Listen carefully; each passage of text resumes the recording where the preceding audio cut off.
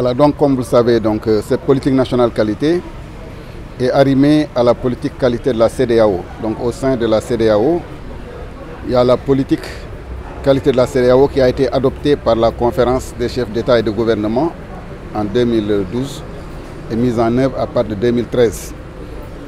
Et c'est dans sa mise en œuvre avec le programme Système qualité de l'Afrique de l'Ouest que l'ensemble des 15 pays de la CEDEAO et la Mauritanie ont été engagés à élaborer des politiques nationales en cohérence avec cette politique de la CEDEAO. Quelle est la finalité? C'est qu'on puisse avoir un cadre cohérent, arrimé aux orientations régionales, mais également transposé au niveau national. C'est à ce titre que le Sénégal a adopté sa politique nationale, consacrée par un décret présidentiel en 2017, comme rappelé tout à l'heure par le DG. Et pour une politique nationale qualité, il faut voir deux volets essentiels, voire trois. Le volet infrastructure qualité, qui est un pan de la politique. On reviendra sur cet aspect-là. Et par rapport à l'infrastructure qualité, il faut savoir qu'il y a des volets qui déterminent cette infrastructure, comme rappelé tout à l'heure. C'est le volet d'abord normalisation. On ne peut pas réaliser des produits, des services ou autres sans normes, c'est-à-dire des référentiels.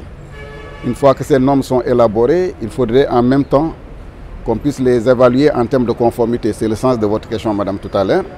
Donc il faut que les acteurs puissent démontrer la conformité soit de leurs produits ou services à ces normes-là qui ont été établies et qui servent de référentiel.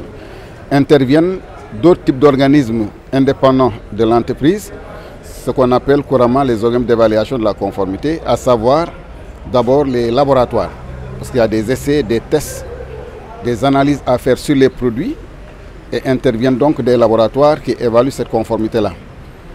Interviennent également des organes d'inspection, donc surtout s'il s'agit de spécifications techniques, de la réglementation technique comme ça a été rappelé, entre autres sur les mesures sanitaires et phytosanitaires, si on doit faire des produits qui doivent être accompagnés par des certificats sanitaires et phytosanitaires, pour pouvoir être acceptés comme des produits sains et sûrs, il faut que des organismes dûment donc compétents et habilités puissent les évaluer. Ce sont ces organismes d'inspection comme les services vétérinaires, les services du commerce, entre autres les services de l'élevage.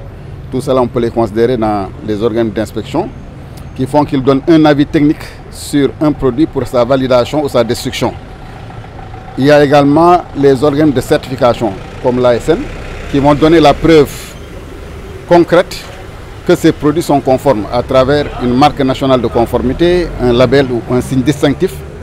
Et tous ces organismes d'évaluation de la conformité, à leur tour, pour nous rendre crédibles leur conformité, doivent démontrer leurs compétences techniques.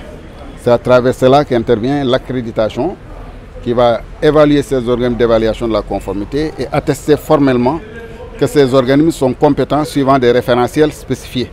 Si vous prenez les laboratoires, c'est avec la norme internationale ISO 17025.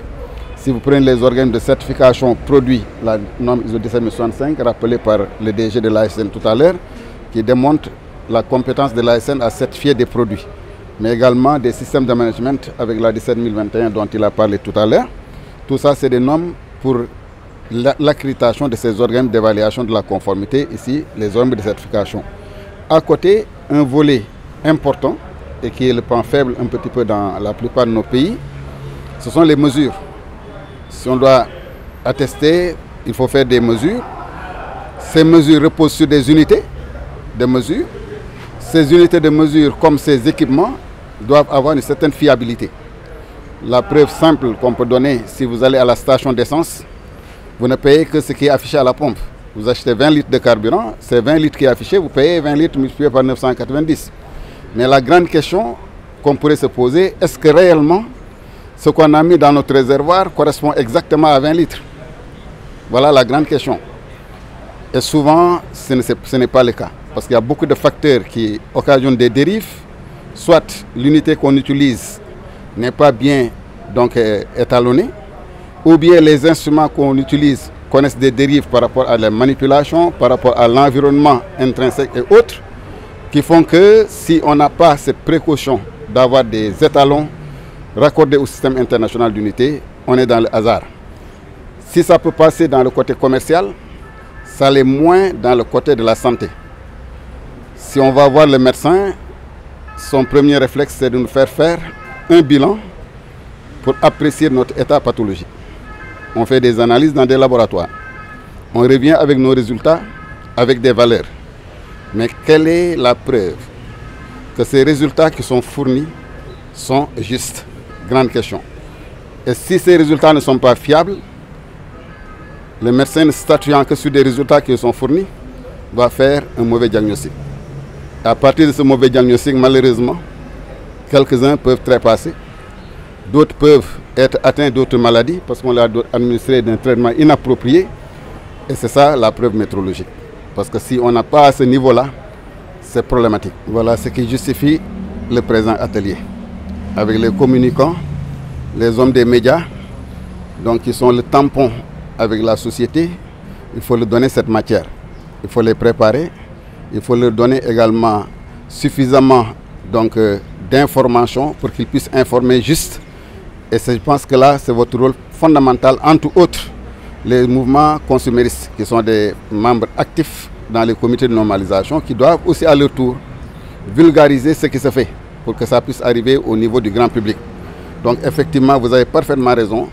Si le grand public, qui est le bénéficiaire direct, n'est pas au courant ou n'est pas suffisamment formé, parce que c'est pourquoi on a introduit l'enseignement de la normalisation dans nos systèmes éducatifs.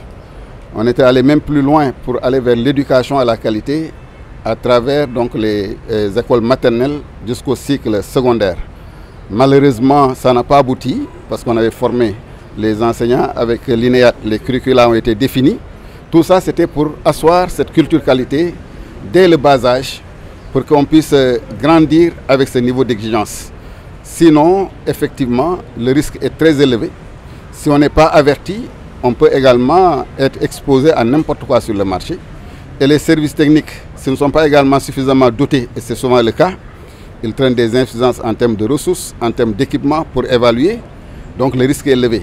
Conséquemment, il faut agir sur la prévention, c'est-à-dire sur cette sensibilisation.